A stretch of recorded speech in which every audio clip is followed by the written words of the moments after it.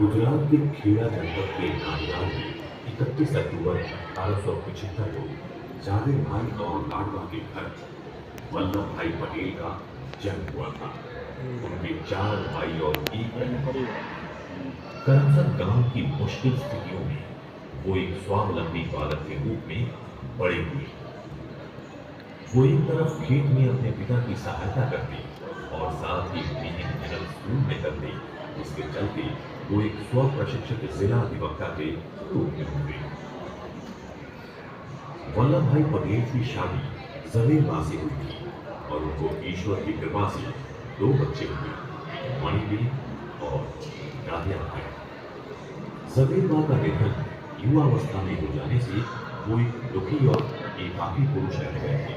हालांकि उनके अंदर मन में देश की स्वतंत्रता का लक्ष्य सुलग रहा था।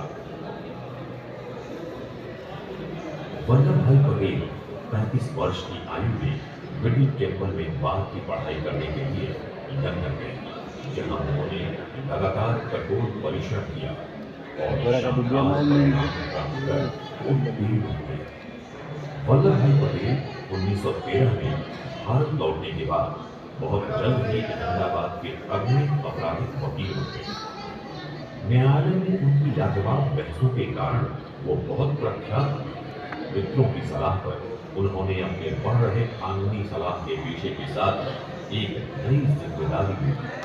उन्हें नगर पालिका के चुनाव में चुना गया और उन्होंने अहमदाबाद में स्वच्छता, बिजली, पानी की आपूर्ति और नगर नियोजन को बेहतर बनाने में उत्कृष्ट योगदान दिया।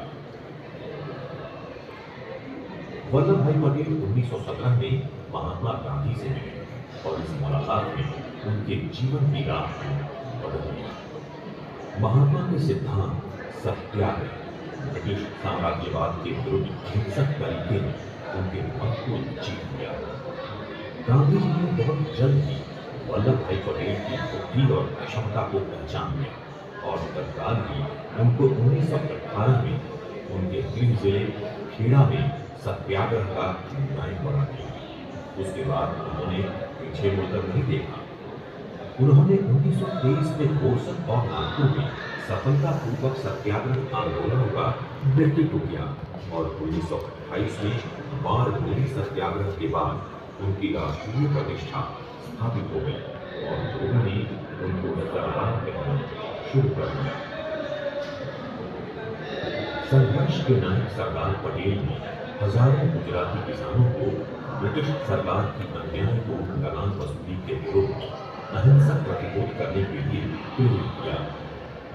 नागपुर में उन्होंने भारतीय तिरंगे को फहराने के आंदोलन को सफलतापूर्वक विजय दिलाई, जिसने उन्हें गांधी जी का भरोसेमंद सहायक बना दिया और वो स्वतंत्रता संग्राम के अग्रिम मोर्चे पर आ गए। गांधी जी का 1942 में भारत छोड़ो आंदोलन का आह्वान पूरे देश में गुंजायमान हो रहा था और इससे स्वतंत्रता संग्राम में एक नया आवेग उत्पन्न हो गया। ब्रिटिश सरकार ने गांधी जी, सरदार पटेल और अन्य प्रमुख नेताओं को गिरफ्तार कर जेल में डाल दिया। स्वतंत्रता आंदोलन के दौरान स्वयं सरदार पटेल 6 बार जेल गए थे। 15 जून 1945 को उनके जेल से बाहर निकलने के बाद द्वितीय विश्व युद्ध की पृष्ठभूमि के कारण ब्रिटिश साम्राज्य को भारतीय सैनिकों की सहायता देने के लिए मजबूर होना पड़ा था, जिससे एक समझौता हुआ जिसने भारत पर उनकी पकड़ को कमजोर किया और स्वतंत्रता के लिए रास्ता साफ होने लगा। भले ही ब्रिटिश भारतीय जमीन से चले जाने को थे, लेकिन एक नया बवंडर तैयार हो रहा था। मोहम्मद अली जिन्ना के नेतृत्व वाली मुस्लिम लीग ने मुसलमानों के लिए एक देश बनाने के अपने कार्यक्रम और पाकिस्तान को साकार करने के लिए कई भारतीय मुसलमानों का समर्थन प्राप्त कर लिया था। भारतीय नेताओं के कड़े प्रतिरोध के बावजूद भारत के विभाजन को रोका नहीं जा सका। भारत को 15 अगस्त 1947 की अर्धरात्रि को स्वतंत्रता मिली, लेकिन ये बंटवारे के खून खराबे में नहाई हुई थी।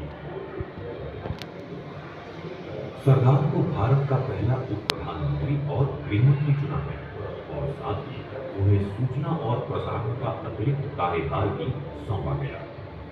विभाजन के प्रबल विरोधी होने के बावजूद भूमक इस प्रक्रिया की पीड़ा और त्रासदी को कम करने के उपायों को तलाश रहे थे। वो एक अनुभवी नायक और कुशल राजनेता थे। अब उनके सामने दो विशालकाय चुनौतियां थी।